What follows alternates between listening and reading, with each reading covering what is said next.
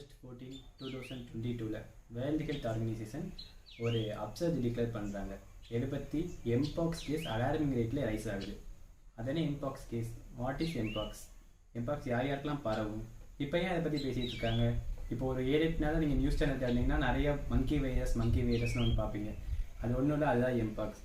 இப்போ நம்ம அது எப்படி பரவுது, அது வந்தால் என்னென்னலாம் வரலாம், உடம்புக்கு எப்படி ப்ரிவென்ட் பண்ணலாம், எங்கே ஃபஸ்ட்டு ஆர்ஜின் ஆகிடுச்சு, எப்படிலாம் நம்ம கவர்மெண்ட் அதை தடுக்கிறதுக்காக என்னெல்லாம் பண்ணிகிட்டு இருக்காங்க, இந்தியாவில் அதோட ஸ்டாட்ஸ் என்ன, அதனால நமக்கு பயப்படணுமா வேணாமா, அதை பற்றி நம்ம ஒவ்வொன்றா இந்த வீடியோ டீட்டெயிலாக பார்க்கலாம். Let's get into the video. Mpox அப்படின்னா என்ன? It is a monkeypox வைரஸ்னால நம்ம உடம்புக்கு ஒரு டிசீஸ் வருது, அதுதான் எம்பாக்ஸ். ஃபஸ்ட்டு எங்கே ஆர்ஜின் ஆகிடுச்சு, டென்மார்க்கில் 1958 ஃபஸ்ட்டு ஒரு லேபில் மங்கி வச்சு ரிசர்ச் பண்ணுறப்போ தான் இதை வந்து கண்டுபிடிச்சிருக்காங்க. ஒரு எம்பாக்ஸ் வைரஸ் அப்படின்னு ஒன்று இருக்குது அப்படின்ட்டு. 1970 டெமோக்ராட்டிக் ரிபப்ளிக் ஆஃப் காங்கோ அப்படின்ற இடத்துல, இது வந்து ஒரு கண்ட்ரியின் வெஸ்ட் ஆஃப்ரிக்கா, இந்த இடத்துல தான் வந்து ஒரு மனுஷனுக்கு ஒரு ஹியூமன் கேஸ் வந்து கண்டுபிடிச்சிருக்காங்க. இப்போ வந்து எம்பாக்ஸ் மங்கியிலேருந்து ஹியூமனுக்கு வருது, அதனால இது எம்பாக்ஸ் வைரஸ்ன்னு சொல்கிறாங்க. ஆனால் மங்கியில் தான் அது தோன்றுச்சு அப்படின்னா அப்படின்லாம் இல்லை. இப்போ வந்து ஆஃப்ரிக்காவில் உள்ள ஒரு டைப் ஆஃப் ஸ்குரில்ல இருந்து தான் ஃபர்ஸ்ட் வந்திருக்கு. அதுக்கப்புறம் அதுலேருந்து தான் மங்கிக்கு வந்திருக்கு, மங்கிலேருந்து தான் இப்போ ஹியூமனுக்கு வந்துட்டு இருக்கு. இப்போ ரீசெண்டாக இப்போ வந்து இந்தியாவில் 30 கேஸ் 2022 சென்சஸ் படி 30 கேஸ் இருக்கு. அதனால தான் இப்போ வந்து எம்பாக்ஸ் பற்றி அதிகமாக இப்போ நம்ம நியூஸ் சேனல் தான் பார்த்துட்டு இருக்கோம். இப்போ எங்கே பரவச்சு, இப்போ யார் யாருக்கெல்லாம் அது மோஸ்ட்லி வரும் அப்படின்னா, இம்யூன் சிஸ்டம் வந்து யார் யாருக்கெல்லாம் ரொம்ப வீக்காக இருக்கோ அவங்களுக்கு, சில்ட்ரன்ஸ்க்கு, ப்ரெக்னென்ட் உமன்ஸ் அவங்கள most prone to this virus. Okay, இப்போ வந்து ஃபஸ்ட்டு எங்கெங்கே கண்டுபிடிச்சாங்க பார்த்துட்டு, இப்போ யார் யாருக்கெல்லாம் பரவும். இப்போ வந்து actually first East Africa and central Africa அந்த மக்களுக்குள்ள தான் பரவிட்டு இருந்துச்சு. அதுக்கப்புறம் 2022 monkeypox gain global view, அது வந்து எல்லா மக்களுக்கும் தெரிய வருது. ஏன் அப்படின்னா, non endemic countries like Europe countries and American countries அங்கே எல்லாத்துக்கும் ஆஃப்ரிக்காலேருந்து எம்பாக்ஸ் வந்து பரவ ஆரம்பிச்சது. அப்போ தான் இங்கே வந்து நம்ம அப்போ 1970 வந்தது. இப்போ 2020 சென்சருக்கு பார்க்குறாங்க, அப்போது அதிகமாக வரனால இதை பற்றி அதிகமாக பேச வந்தாங்க. இது வந்து ஃபஸ்ட்டு வந்து ஸ்மால் பாக்ஸ், சின்னம்மை எல்லாருக்கும் தெரியும்ல, அதுதான் ஃபஸ்ட்டு நினச்சிட்டு இருந்தாங்க, தப்பாக நினச்சிட்டு இருந்தாங்க. அதுக்கப்புறம் நம்ம எக்ஸ்ட்ரா ரிசர்ச் பண்ணி ஸ்டடி பண்ணும்போது தான் இது வந்து ஸ்மால் பாக்ஸ்லேருந்து வேரியன்ட் ஆகுது, இது வந்து எம்பாக்ஸ் அப்படின்ற வேற ஒரு வைரஸ் ஏற்கனவே கண்டுபிடிச்சது தான் இப்போ வந்து அதிகமாக பரவிட்டு இருக்கு அப்படின்னு சொல்கிறாங்க. ஓகே, இப்போ வந்து ஸ்மால் பாக்ஸ் வைரஸ்க்கும் இதுக்கும் என்ன டிஃப்ரென்ஸ் இருக்குது, மற்ற வைரஸ்க்கும் இதுக்கும் எப்படி நம்ம டிஃப்ரென்ஷியேட் பண்ணி கண்டுபிடிக்கலாம், வேறு என்னென்ன சிம்டம்ஸ்லாம் வந்துச்சு இது நம்ம எம்பாக்ஸ் வைரஸ் முடிவு பண்ணலாம் அப்படின்றத இப்போ நம்ம பார்க்கலாம்.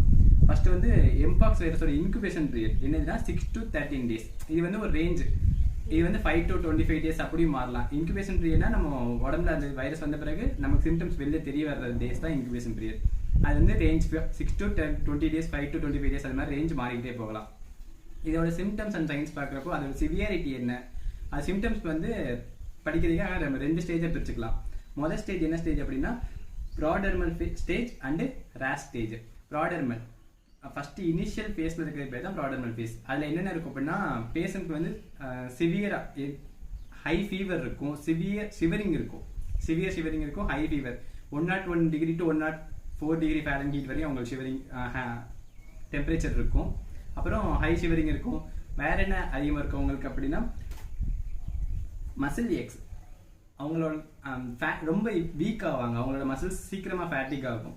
அப்புறம் மற்ற வைரஸ்க்கும் இந்த வைரஸ்க்கும் டிஃப்ரென்ஷியேட் பண்ணுறதுக்கு ஒரு மெயின் இது என்னது அப்படின்னா, லிம்ஃபடினோபதி அவங்களுக்கு இருக்கும். அவங்களோட நெக்கு, ஆம்பிட்ஸு, கிராயின் அண்ட் ஏரியாஸ்லாம் ஸ்வெல்லிங் ஆக ஆரம்பிக்கும்.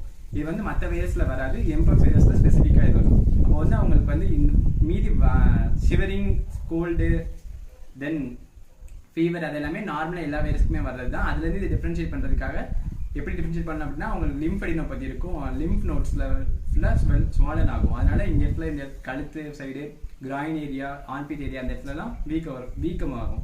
அதை வச்சு நம்ம டிஃப்ரென்ஷியேட் பண்ணலாம். இது வந்து இனிஷியல் பேஸ். இப்போ வந்து ரேஷ் பேஸ், இந்த இனிஷியல் பேஸ் வந்து நம்ம எதுவுமே பண்ண ஆரம்பிக்கல, நம்ம வந்து ட்ரீட்மெண்ட் பண்ணல, அப்படி விட்டுட்டோம், கண்டுக்காம நார்மலாக இருக்கிற ஃபீவர் தான் அப்படி விட்டுட்டோம் அப்படின்னா, அதுக்கடுத்து ஒரு 2 to 3 days ஃபீவர்லாம் ஆன்செட் ஆன பிறகு ரேஷ் பேஸ் ஸ்டார்ட் ஆக ஆரம்பிச்சிடும். ரேஷ் பேஸில் வந்து என்னாகும் அப்படியா, ஃபஸ்ட்டு என்னாகும் அப்படின்னா, நம்ம கையில் வந்தால் ரெட் கலரில் ஒரு ரெட் கலர் ஸ்பாட்டா ஸ்கின்ல ஃபுல்லா வரும். எங்கிருந்து ஸ்டார்ட் ஆகும்? ஃபேஸ்ல இருந்து ஸ்டார்ட் ஆகும். ஃபேஸு, ஹேண்டு, லெக் அந்த ஃபுல்லாக ரெட் கலர் ஸ்பாட் ஃபார்ம் ஆகும். நம்ம அதை அப்படியே விட்டுட்டோம் அப்படின்னா அதுக்கடுத்து குட்டி குட்டியாக 1 to 2 millimeter சைஸ் இப்படி உருண்டு உடனே பியூப்பிள்ஸ் ஃபார்ம் ஆகும். அதுக்கப்புறம் சோரிஸ் இறங்குன்னு சொல்லுவாங்க. அதுதான் அதையும் நம்ம ட்ரீட் பண்ணாமல் விட்டோம் அப்படின்னா கடைசி yellowish கலர் ஃப்ளூயிட் வெசிகல்ஸ் மாதிரி உருண்டு உடனே ஃபார்ம் ஆயிரும். அதுதான் சிவியர் ஸ்டேஜ். இது வச்சு தான் நம்ம வந்து என்னென்ன ஸ்டேஜ், இது என்னென்ன சிவியாரிட்டின்னு பார்த்துட்டோம். இப்போ வந்து எப்படி வந்து மனுஷ உடம்புக்குள்ள போகுது, பிரைமரி அது எந்த வழியெல்லாம் போகுது அப்படின்னு நம்ம பார்க்கலாம். இது வந்து நம்ம ஆல்ரெடி பார்த்துருக்கோம், மங்கீஸ்ட் இருந்து ஹியூமன் வந்துச்சு அப்படின்ட்டு. ஹியூமன் டு ஹியூமனும் இது பரவ ஆரம்பிக்குது. அதனால தான் இது வந்து கொஞ்சம் சிவியர் டிசீஸாக கன்சிடர் பண்ணுறாங்க. Primary entry point. அதுக்கு முன்னாடி நம்ம அதர் சிம்டம்ஸ், இப்போ வந்து இந்த நம்ம வந்து சொன்ன சிம்டம்ஸ் எல்லாமே காமனாக எல்லாருக்குமே இருக்குது. இப்போ நான் சொல்ல போகிறது வந்து அதர் சிம்டம்ஸ் வந்து ஒவ்வொரு பர்சன்ஸ்க்கும் வேரி ஆகும். ஜிஐடி ட்ராக்ட் இன்வால்வ் ஆகிறது மூலமா, ரெஸ்பிரேட்டரி ட்ராக்ட் இன்வால்வ் ஆகிறது மூலமா ஒவ்வொரு ஆளுக்கும் ஒவ்வொரு மாறிட்டே இருக்கும். சோர் த்ரோட்டு, காஃபு அது வந்து ரொம்ப அடிக்கடி வந்துக்கிட்டே இருக்கும். அப்புறம் பிங்க் கலர்டு ஐஸ் ஆகும். உங்களுக்கு வந்து கன்ஜெக்டிவைட்டிஸ், இந்த இடத்துல வீக்கம்லாம் வரும். இதெல்லாம் அதர் சிம்டம்ஸ். ஃபர்ஸ்ட் அதுக்கப்புறம் நம்ம பார்க்கலாம் எப்படி நம்ம உடம்புக்குள்ள போகுது. ஃபர்ஸ்ட் பிரைமரி என்ட்ரி பாயிண்ட் என்ன? வைரஸ்க்கு வந்து 2 என்ட்ரி பாயிண்ட் வச்சிருக்காரு. எப்படின்னா ஒன்று ரெஸ்பிரேட்டரி ட்ராக்ட் மூலியமா, இன்னொன்று வந்து ஸ்கின் மூலியமா. இப்போ வந்து இன்ஃபெக்டட் பர்சனோட ரெஸ்பிரேட்டரி ட்ராப்லெட்ஸ் ஏதாச்சும் நம்ம வந்து இன்ஹேல் பண்ணும்போது, இல்லை அவங்க கூட க்ளோஸ் கான்டாக்டா டைரக்ட் கான்டாக்டா இருக்கும்போது ஸ்கின் வழியாகவும், ரெஸ்பிரேட்டரி ட்ராப்லெட் இன்ஹேல் பண்ணும்போது ரெஸ்பிரேட்டரி ட்ராக்ட் வழியாகவும் நம்ம உடம்புக்குள்ள போகுது. உடம்புக்குள்ள போயிட்டு நேராக எங்கே போகும் அப்படின்னா பக்கத்தில், இப்போ வந்து ரெஸ்பிரேட்டரி ட்ராக்ட் வழியாக போயிடுச்சு அப்படின்னா அது பக்கத்தில் லிம்ப் நோட்ஸ் எங்கே இருக்கோ ஃபர்ஸ்ட் நேராக அங்கே போகுது. அங்கேருந்து டைரெக்டாக பிளட் வெசல்ஸ்குள்ளே போயிடுது. ஸ்கின்ல போனாலும் அப்படிதான். ஸ்கின்ல போயிடுச்சுன்னா அப்படின்னா ஆம்பிட்ஸ் அந்த ஏரியா இருக்க லிம்ப் நோடு எங்கே அதிகமாக இருக்கோ ஃபர்ஸ்ட் பக்கத்தில் இருக்க லிம்ப் நோட போய் அட்டாக் பண்ணுது. அங்கேருந்து திருப்பி பிளட் வெசல்குள்ளே போய் உடம்பு ஃபுல்லாக போய் ஃபீவர், ஷிவரிங் எல்லாமே இது பண்ணி சிம்டம்ஸ் காமிக்க ஆரம்பிச்சது நமக்கு. ஓகே, இதுதான் எப்படி என்ட்ரி பாயிண்ட் நம்ம பார்த்துட்டோம். எப்படி இதை ட்ரீட் பண்ணலாம்? ஆக்சுவலி இது வந்து செல்ஃப் லிமிட்டிங் தான். ஒரு 5 to 14 days R 5 to 13 days அதுக்குள்ளே நம்ம ட்ரீட் பண்ணலைனாலே எந்த ஒரு ஸ்பெசிஃபிக் மெடிசனும் இல்லாமல் அது வந்து க்யூர் ஆகிடும். ஆனால் நம்ம வந்து இந்த ரேஷஸ் வந்துருச்சு, இல்லைன்னா சிம்டம் அந்த ஹை ஃபீவர் இருக்குது அப்படின்னா அதெல்லாம் நம்ம சிம்டம்ஸ், அதெல்லாம் நம்ம ட்ரீட் பண்ணி ஆகணும். அதுக்காக நிறைய மெடிசின்ஸ்லாம் இருக்குது. ஸ்பெசிஃபிக்காக எதை யூஸ் பண்ணுறாங்கன்னா அட்வில் அண்ட் டைரினால் அப்படின்ட்டு ஒரு 2 மெடிசன் யூஸ் பண்ணுவாங்க. அது used to reduce fever and pain. அப்புறம் வந்து பேஷண்ட்ஸை வந்து ஹைட்ரேட்டடாக வச்சுக்கணும். நிறைய தண்ணி குடிச்சிட்டே இருக்க சொல்லுவாங்க. Mostly stay hydrated and skin care. இப்போ நம்ம ரேஷஸ் வந்துருச்சு அப்படின்னா ஸ்கின்னை வந்து கேர் பண்ணி பார்த்துக்கணும். அதுக்கப்புறம் இது வந்து ஹியூமன்கிட்ட ஹியூமனுக்கு பரவுது. ஸோ அந்த பர்சனை நம்ம ஐசோலேட் பண்ணி வைக்கிறது ரொம்ப ரொம்ப அவசியம். இல்லைன்னா இன்னொரு ஹியூமனுக்கு ரொம்ப ஈஸியாக ஸ்ப்ரெட் ஆகும். Okay, these are the treatment. Then vaccination அவைலபிளா இருக்கு. மற்ற வைரஸ்க்கும் கொரோனா வைரஸ்க்கும் இந்த வைரஸ்க்கும் என்ன ஒரு பெரிய டிஃபரன்ஷியேட் அப்படின்னா, கோவிட் வந்து நம்ம புதுசாக அதுக்கப்புறம் தான் வேக்சினேஷன்லாம் ப்ரொடியூஸ் பண்ண ஆரம்பிச்சோம். ஆனால் இதுக்கு வேக்சினேஷன் எப்போ ப்ரொடியூஸ் பண்ணி ஸ்டார்ட் பண்ணி ஆரம்பிச்சிட்டாங்க. இப்போ அதுக்கு வேக்சினேஷன் இருக்கு. 2 டைப் ஆஃப் வேக்சின் இருக்கு. ஒன்று வந்து post exposure vaccine, post exposure prophylaxis சொல்லுவாங்க. அதாவது அவங்க உடம்புக்குள்ள போயிடுச்சு அதுக்கப்புறம் நம்ம ஒரு ஊசி போடுறது. அது ப்ரீ எக்ஸ்போசர் வேக்சின் இருக்கு. அப்போ நம்ம வந்து உடம்புக்குள்ள அவங்களுக்கு போகவே இல்லையே, நம்ம அவங்களுக்கு யாருக்கு கொடுக்க போறோம் அப்படின்னு நம்ம இது பண்ணோம்னா யார் ரொம்ப ப்ரூவண்டா இருப்பாங்க? இப்போ வந்து அந்த மங்கி சம்மந்தமா, இப்போ அனிமல் சம்மந்தமா லேப்ல ஒர்க் பண்றவங்களுக்கு அவங்களுக்குலாம் இன்கேஸ் வைரஸ் அட்டாக் பண்றதுக்கான பர்சன்டேஜ் அதிகம் இல்லையா? ஸோ அவங்களுக்கு வந்து ப்ரீ எக்ஸ்போசர் வைரஸ் வேக்சின் கொடுத்துக்கலாம்.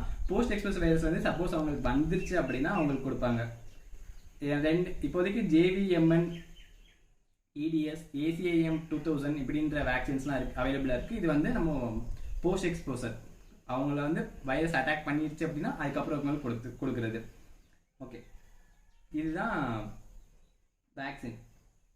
தென் அவ்வளோதான். நம்ம வந்து 2 to 4 weeks இது வந்து அதுவாகவே சரியாயிடும். நம்ம வந்து என்னென்ன சிம்டம்ஸோ அதை ட்ரீட் பண்ணால் போதும். இப்போ ஓவராலாக இப்போ என்ன திடீர்னு பேச வந்துட்டு இருக்காங்க, ஏன் பயந்துட்டு இருக்காங்க இதை பற்றி அப்படின்னா, இப்போ வந்து 2024 ஒரு சென்ஸ் எடுத்திருக்காங்க. அதில் வந்து 18,837 mpox cases has been reported in Africa only, including 3,101 were confirmed cases. Among them 541 deaths were occurred. இதனால தான் நம்ம வந்து இப்போ வந்து ஆப்பிரிக்காலேருந்து அதுக்கடுத்து நம்ம ஆல்ரெடி பார்த்த மாதிரி இந்தியாவுக்கும் வர ஆரம்பிச்சிருச்சு. இந்தியாவில் 30 கேஸ் பார்த்துருக்காங்க. 2022 30 கேஸ் பார்த்துருக்காங்க. மொத்தம் 30 கேஸ்ன்றது கம்பேரிட்டிவ்லி கம்மி தான். ஆனா ஏன் இப்ப அதிகமா நம்ம இப்ப பேசிட்டு இருக்கோம் அப்படின்னா, இந்த 30 கேஸ்ல மெஜாரிட்டி வந்து இப்ப மார்ச் 2024 ஏத்த சென்சஸ்ல தான் மெஜாரிட்டி இருக்கு. ஸோ இப்போ வந்து இந்தியாவுக்கு வந்து திருப்பி கோவிட் வந்த மாதிரி அந்த மாதிரி நம்ம சுச்சுவேஷனுக்கு போகுமா, பேண்டமிக் ஆகுமா அப்படின்றத பயந்துட்டு இருக்காங்க. இதே கேஸ் சப்போஸ் அலாரமிங் ரேட்ல இப்போ ஆப்பிரிக்கால ரைஸ் ஆன மாதிரி ஆகிட்டு இருந்துச்சு அப்படின்னா ஷியூரா நம்ம அந்த மாதிரி ஸ்டேஜுக்கு போறதுக்கு சான்சஸ் இருக்கு. இப்போ வைரஸ் வந்து நிறைய வேரியன்ட் இருக்கு. நம்ம வைரஸ் வந்து மியூட்டேட் ஆகிட்டே இருக்கும். ஸோ அதனால நம்ம வேக்சின் கண்டுபிடிக்கிறது எல்லாமே கஷ்டம். இப்போ வந்து கிளாட் டைப் 1 அப்படின்ற எம்பாக்ஸ் வைரஸ் தான் அதிகமாக ஸ்ப்ரெட் ஆகிட்டு இருக்கு. அதுதான் அதிகமாக ஸ்ப்ரெட் ஆகிறதுக்கான நேச்சர் அதிகமாக இருக்கு. அதனால இப்போ வந்து அதுக்கான வேக்சின் கண்டுபிடிச்சிட்டு இருக்காங்க. ஓகே, இப்போ வந்து நம்ம அதே மாதிரி கோவிட்க்கு என்ன பண்ணுமோ அதே மாதிரி தான் ஐசோலேட் பண்ணி வைக்கணும், மாஸ்க் போடணும், அவேர்னஸ் கிரியேட் பண்ணணும் மக்கள்கிட்ட. ஸோ இதை பற்றி நம்ம தெரிஞ்சுக்கிற வேண்டியது ரொம்ப அவசியமாக இருக்கு.